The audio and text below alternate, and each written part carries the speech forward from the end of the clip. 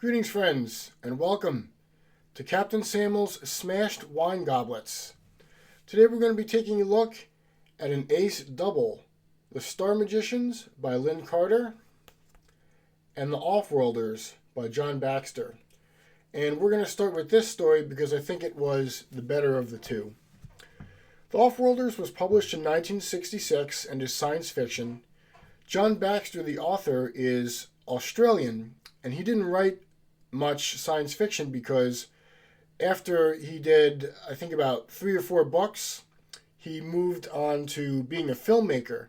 And after that, he stopped writing science fiction and made films and wrote books about science fiction in the cinema. The Offworlders was his first book and was serialized in a magazine under the title of The God Killers.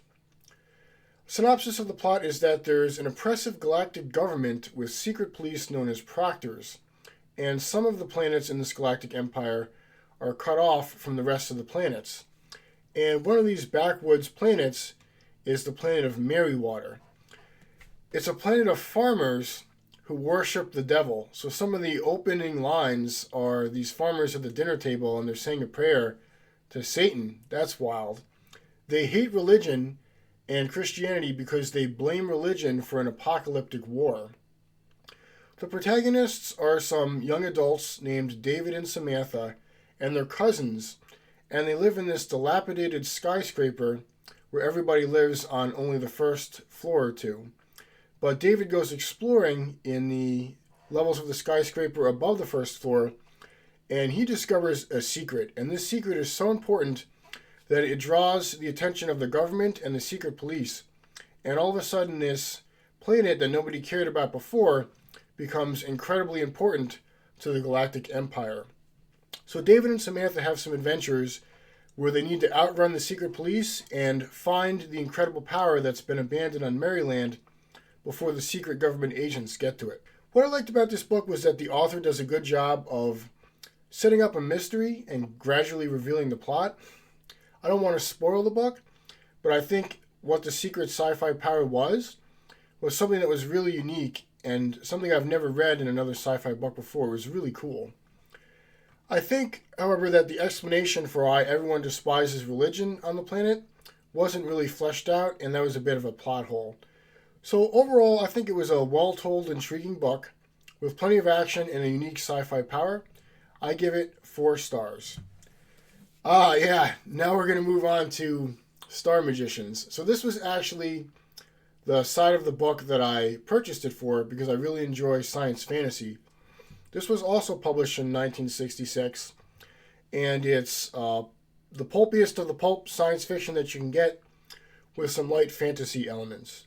So, I read this book over the summer, about 6 months ago, so I might be a little fuzzy on the details. At the same time, this was a pretty forgettable book. Basically, there's a galactic empire that was overthrown by space barbarians, and there's a secret organization that maintains technology, and this technology seems like magic to the space barbarians. But the barbarians are actually pretty smart, and whenever this organization uses the technology on the space barbarians, they pretty quickly figure out that it's not magic, that it's actual technology.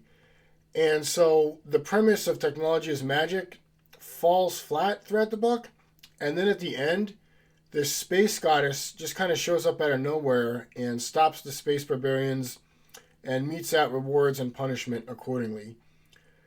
Honestly, what I remember most about this book was the trope of the space barbarian chief.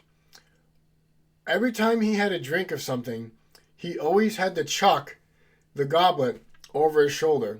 Seriously, this guy could not take a drink of anything. Water, wine, booze, what have you. Every time he would take a sip of something, he would just chuck the goblet over his shoulder. And it happened so often that it became utterly ridiculous. And really, that was really the only thing I liked about this book.